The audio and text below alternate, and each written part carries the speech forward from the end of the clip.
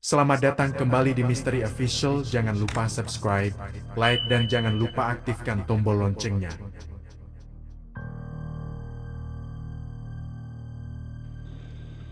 Jadi gini mas, 1 tahun yang lalu aku bangun rumah ini. Aku sama suami punya uang 100 juta. Ujar Yani. Aku sudah hitung bareng Mas Jatmiko. Ega taunya meleset bengkak biayanya. Kurang 70 juta mas. Kurang pengalaman, ternyata ada aja biaya-biaya lain, jadi pakai duit mas segitu 70 jutanya. Awalnya aku gak mau pakai, tapi gimana pembangunan ngangkrak nanti baru setengah jalan. Selesai pembangunan Mas Jatmiko dipecat dari kerjaannya. Selesai sudah mas, sampai sekarang aku belum bisa pulangin duit Mas Sugi yang 70 juta. Ini mas sisa duit Mas Sugi tinggal 130 juta 10 tahun ini. Semuanya 200, yang 70 kupakai mas. Ucap Yani seraya menyerahkan uang. Terus Mas Jatmiko kerja di mana sekarang? Tanya Sugi. Gak kerja Mas Sugi, aku bantuin Yani di kios. Jawab Jatmiko. Iya mas, ku suruh bantuin di kios, gak ada yang ngomong anakku juga. Repot pokoknya, jadi satu aja kerjanya sama Mas Sugi semua. Ku ambil gaji 2 juta bulan mas, itu udah sama Mas Jatmiko. Oh ya mas, kiosku pindah di depan sama Mas Sudar dijual. Waktu itu gak ada duit jadi gak ku beli. Aku sewa kios agak besar mas, 16 juta tahun, tapi gede mas, udah kayak ruko, bisa disekat belakang, masih bisa buat tidur kalau anakku ngantuk siang-siang. Tapi gak tingkat. Ujar Yani. Oh jadi gitu ceritanya Jen. Terus uang putaran kios ada gak Jen? Gak ada mas, itu udah semua mas uangnya. Ya cuma segitu, soalnya sewanya mahal, gak ada suplai burung juga dari Mas Sugi. Jadi aku banyak main pakan mas, ya disitulah aku kenal Mas Jatmiko, dia dulu supir yang ngampasin pakan bosnya mas. Ucap Yani. Gini Jen, saya gak mau kamu punya hutang sama saya, tapi setelah dengar cerita kamu barusan, kayaknya agak susah dengan gajimu segitu buat melunasin hutang itu. Mau dinaikin takut berdampak ke usaha. Gini aja Jen, gimana kalau bagi hasil aja per 3 bulan, Mas 25%, kamu sama Mas Jatmiko 75%. Itu bagi hasil keuntungan lo, Jen, bukan pendapatan. Mungkin dengan begitu kamu sama suami kamu semangat besarin kios itu. Bener mas? Mau aku alhamdulillah. Tapi modalnya mas gimana? Uang putaran belas gak ada mas? Barang sih masih lumayan banyak. Ujar Yani. Ya udah, ini 30 jutanya buat putaran kios Jen. Mas ambil 100 aja. Per 3 bulan lepas 30 juta sisanya, bagi hasil aja Jen. Misal keuntungan 3 bulan 10 juta ya, mas 2,5, kamu 7,5 juta. Udah gitu aja biar gampang gak repot. Kalau mau pakai uang beli susu anakmu atau ada keperluan lain, catet aja, nanti dipotong pas bagi hasil. Waduh, gak enak, saya sama Mas Sugi baik banget. Insya Allah saya sama Yani berusaha besarin usaha itu mas. Saya dimarah Yani terus masalah uang 70 juta mas, yang dipakai buat nalangin buat rumah ini. Ujar Jatmiko. Ya gimana lo? Itu uang Mas Sugi, dan nominalnya besar, bukan marah. Cuma ya apa bisa kita mulanginya? Itu pikiranku dulu. Ujar Yani. Ya udah pelan-pelan aja. Kalau masih ada kebutuhannya gak usah nyicil dulu. Ujar Sugi. Harus nyicil lah mas. Mumpung anakku masih kecil, antara makin tahun makin besar anakku, biayanya makin gede, malah gak kebayar-bayar hutangnya. Ujar Jatmiko. Saya Jan yang terima kasih sama kamu, udah nerusin usaha itu. Itu udah janji saya mas. Dulu mas kan yang bilang ada gak ada mas, aku harus tetap jualan. Kalau gak ada mas, aku apa bisa kayak gini mas? Aku yang terima kasih mas, kasih kepercayaan penuh. Tanpa ada mas gak mungkin aku bisa jualan burung. Semua taunya itu kios mas, yang beli ya orang-orang gantangan semua. Oh ya mas, suamiku kan dulu kerja di CV penyalur pakan. Nah ini dia lagi buat pakan kemasan. Ya home industry lah, belajar dikit-dikit, pur kemasan gitu mas, racikan sendiri. Baru dijual di kios mas aja, ku tawarin ke kios lain pada gak mau. Gimana mas caranya biar pur buatan suamiku bisa laris, atau minimal dikenal lah? Ujar Yani. Oh jadi sponsor lomba gantangan aja Jen. Mas Jatmiko coba gabung atau ikut-ikut lomba dulu. Banyakin teman abis itu ngadain turnamen gantangan, sekalian iklanin pur kemasan itu. Mungkin agak bingung, tapi coba ikut dulu aja gantangan, pasti ngerti nanti. ada selah market di situ. Ujar Sugi. Bener juga, kok gak kepikiran dari dulu? Coba nanti ku tanya-tanya Mas Sudar lah. Ujar Yani. Mas, besok Mas buka kios sendiri, aku sama Genduk di rumah nemenin Mas Sugi. Banyak yang harus aku obrolin juga sama Mas Sugi. Ujar Yani kepada suaminya. Iya dik, jawab Jatmiko. Malam itu obrolan berlanjut sampai tengah malam, dan akhirnya Sugi tertidur di depan TV bersama Jatmiko. Sugi bangun kesiangan, ternyata Jatmiko sudah pergi ke pasar membuka kios. Sedang Yani sedang memandikan anaknya. Sugi lekas mandi, ia merasa badannya lengket semua. Setelah mandi ia sarapan dan minum kopi di teras depan rumah. Mas udah sarapan? Tanya Yani. Oh udah Jen, lah anakmu mana Jen? Jawab Sugi. Udah tidur Mas, abis makan mandi biasa anak kecil langsung ngantuk. Kemana aja Mas 10 tahun, Mas gak berubah berarti ke alam gaib kan? Iya Jen, cuma sekitar 2 bulan di sana, taunya udah 10 tahun di sini. Bakal geger kalau Mas ketemu orang-orang yang kenal Mas, keadaan Mas gak berubah gini. Kamu kok udah nikah Ti Jen, bukannya nunggu saya? Ujar Sugi. Dari mana aku gak nunggu Mas? Aku nunggu terus, sampai aku kenal Mas Jatmiko. Aku diajak nikah sama dia udah 3 kali ku tolak terus. Sampai mbahku ninggal aku sendirian. Itu pun aku masih nunggu Mas. Berharap Mas dateng. Setahun dari mbah ninggal aku nikah sama Mas Jatmiko. Gak enak dilihat tetangga gadis tinggal sendirian. Apalagi saat ada cowok yang tiba-tiba main ke rumah. Aku malu omongan orang Mas. Ujar Yani sambil mengusap air matanya. Ya udah gak apa-apa, berarti dialah jodohmu Jen. Orangnya juga baik. Ucap Sugi.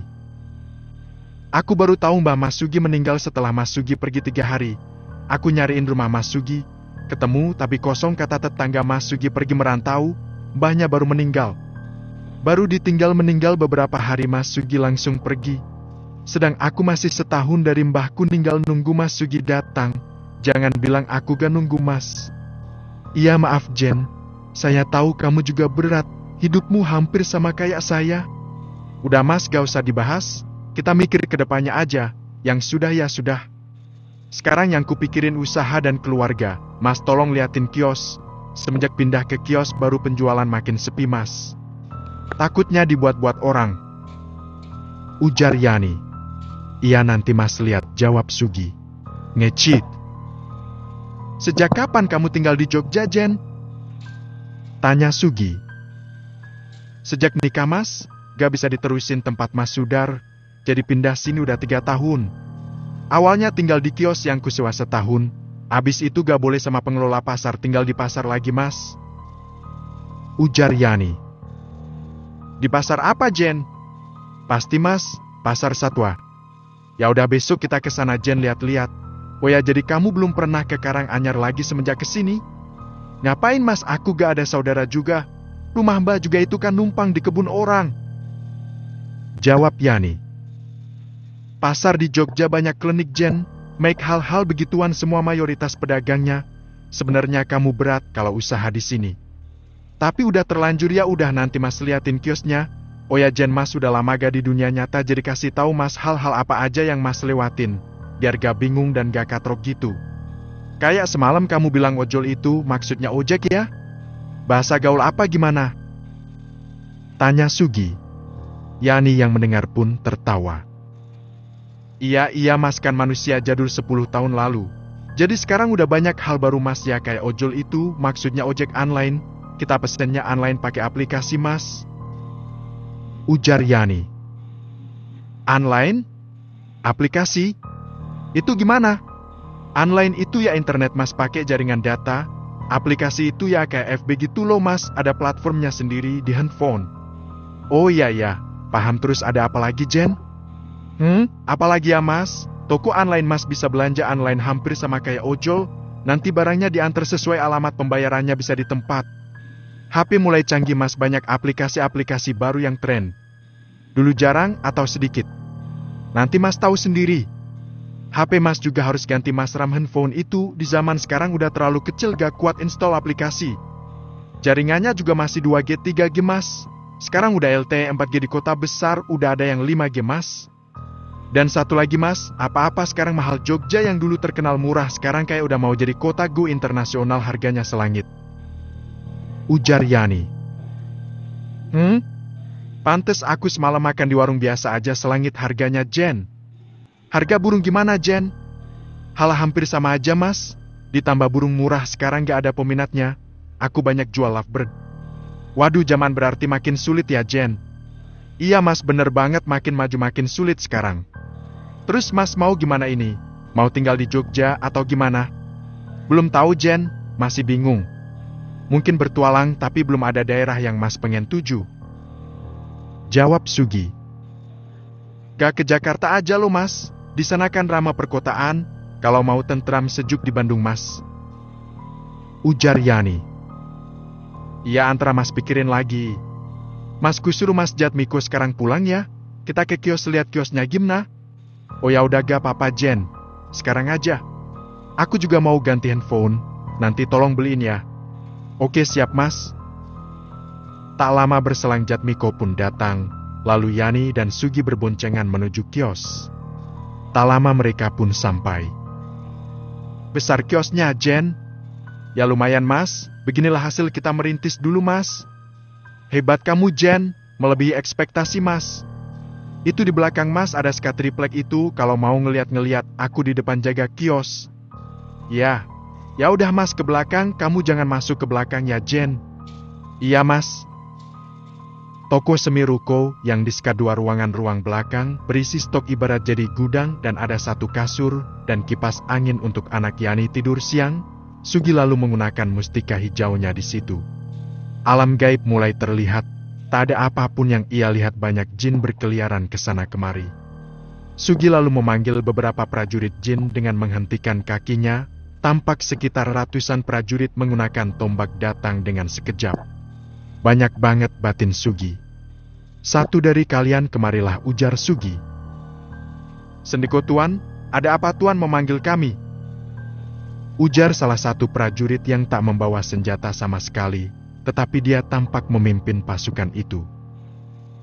Tolong awasi tempat ini, dari kejauhan saja. Bila ada yang mengganggu, usirlah. Ujar Sugi. Sendiko tuan, saya suruh beberapa prajurit untuk selalu mengawasi tempat ini. Apa ada hal lain lagi, tuan? Tidak, itu saja.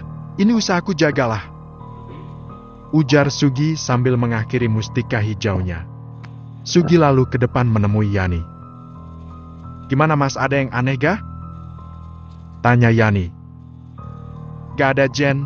Banyak yang seliuran aja. Mungkin bukan kios ini aja yang ditutupin, banyak kios mungkin. Udah beres kok. Udah mas suruh jagain usaha ini nih. Jawab Sugi. Mas bisa merintahin jin juga? Tanya Yani kaget. Kamu kaget kalau mas ceritain, Jen. Ribuan jin yang setia sama mas udah kayak pasukan setia gitu. Dimana mas ke alam gaib? Selama mas gak memasuki wilayah suatu kerajaan, mereka mengawasi mas terus. Ujar Sugi. Lah kalau mas masuk kerajaan jin, mereka pada kemana? Ya nunggu di kejauhan, kayak jagain mas, takut mas kenapa-napa mungkin. Jawab Sugi. Tak lama pembeli berdatangan membeli jangkrik dan pakan lainnya. Weh, di sini aja mas. Gini terus cepat lunas hutangku kalau ada mas Sugi di warung, hahaha. Ujar Yani. Kamu ini ngomong apa, Jen? Iya juga, aku belum ada tempat tinggal. Tapi kamu bilang gak boleh sama pengelola pasar tidur di kios, Jen? Hehehe, iya mas, gak boleh sih. Kamu wik-wik sama suami kamu malam apa, Jen? Saya mau ngintip, izin dulu saya, siapa tahu boleh, hahaha. Ujar Sugi bercanda. Intip aja kalau pingin, gak tanggung jawab aku. Bingung sendiri antara mas. Ya juga ya, Miles juga ngintipin emak-emak. Ujar Sugi meledek. SIM kita seumuran ya, mas cuma beda setahun. Mas aja yang nge-cheat. Aku awet muda, hahaha, Sugi tertawa. Sebelah rumah itu, mas janda muda intipin dia pas mandi sana. Sesat kamu, Jen. Antara kalau mas pengen, kamu berani tanggung jawab gak? Galah, gak nafsu aku sama bocil. Huahaha. Yani tertawa terbahak-bahak. Kampret, Mas lama banget sampai 1 jam, ngobrol apa aja sama Jin? Tanya Yani. Cuma 30 detik paling Jen, di dunia nyata udah hampir 1 jam ya. Jawab Sugi. Oh gitu, pantas Mas ngilang 10 tahun, rivalitasnya jauh banget gitu ya. Aku mau Mas kalau gitu, biar awet muda, ujar Yani. Kamu ikut saya, balik ke sini seumuran sama anak kamu gimana? Mau? Terus suami kamu udah tua, mau? Hah, ya juga, ngeri gak mau kalau gitu. Pasar Jatinegara. Tampak Sugi sedang mengotak-atik handphone barunya. Ia kecanduan internet seharian hanya melihat YouTube saja. Jen, aku numpang di rumah kamu sebulan, soalnya sebulan lagi umurku genep 17 tahun, mau buat KTP, abis itu melanglang buan aku. Iya Mas, enaknya. Padahal dulu pas Mas ngilang 10 tahun itu, aku udah buat list pengen kemana aja udah kucatet. Taunya gak nongol-nongol Mas Suginya sampai aku nikah. Sekarang gak bisa kemana-mana aku. Aips. Ujar Yani. Haha, berarti bukan rezekimu Jen. Bersyukur Jen, kamu udah punya keluarga. Punya rumah walaupun gak besar tapi bagus rumahmu. Laku bosmu gak punya apa-apa. Itu karena Mas senengnya kelayapan. Aku juga kalau jadi Mas gak mikirin duit kelayapan terus sampai tua. Kalau dipikir-pikir iya juga ya Mas. Kalau gak ada usaha burung Mas, gimana nasibku pas ditinggal Mbah ninggal waktu itu. Aku bersyukur kenal Mas jadi ada judul aja hidupku. Abis Mbah ninggal aku masih punya alasan hidup. Masih ada usaha Mas yang dititipin aku. Jadi dapat jodoh. Sekarang punya anak, keluarga, punya rumah juga. Hidup memang aneh, penuh kejutan. Sampai sekarang aku gak nyangka kok jadi gini. Makasih ya Mas. Aku jadi melo gitu. Saya yang makasih. Ada kamu aku gak perlu kerja keras nyari duit Jen. Kamu pinter dagangnya. Alhamdulillah usaha itu bisa buat hidup kamu, keluargamu sekaligus aku. Tapi utamain keluargamu Jen. Mas gampang soal duit. Mas laki-laki bisa kapan aja nyari duit. Berhubung sekarang masih ada tunjangan dari usaha aku berpetualang aja dulu, masih muda belum punya tanggungan, hahaha. Ujar Sugi.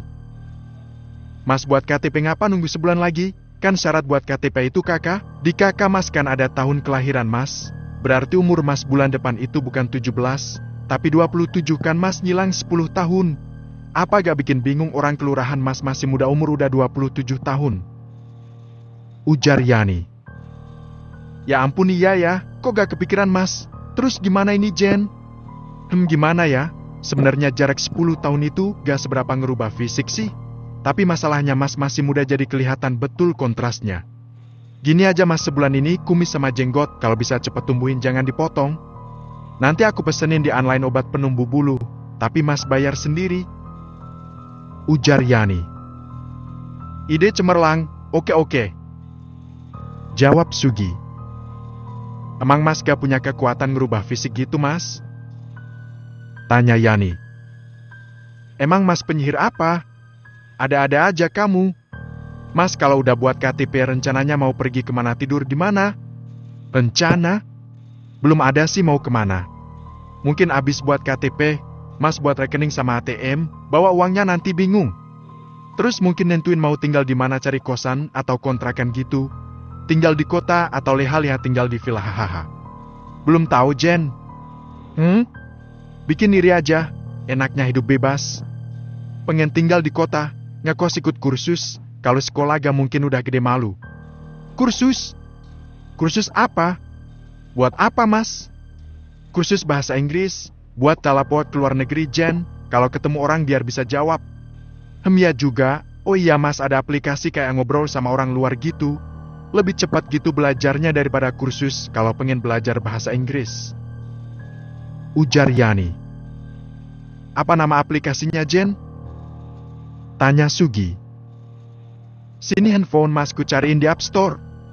Nah ini Mas, tentuin mau server negara mana Mas mau ngobrolnya. Pilih negara-negara yang pakai bahasa Inggris kayak Inggris, Amerika, Australia gitu Mas. Ya paham. Di luar negeri jinnya pakai bahasa Inggris juga apa ya Jen? Lah nggak tahu kok tanya saya. Ya Mas coba aja sana. Ya nanti Mas coba. Siapa tahu ketemu Drekil perempuan Bahenol di sana. Mana ada, itu hayalan Mas saja. Giginya yang Bahenol percaya aku. Mas, aku mau ke pasar, udah siang, kasihan suamiku belum makan.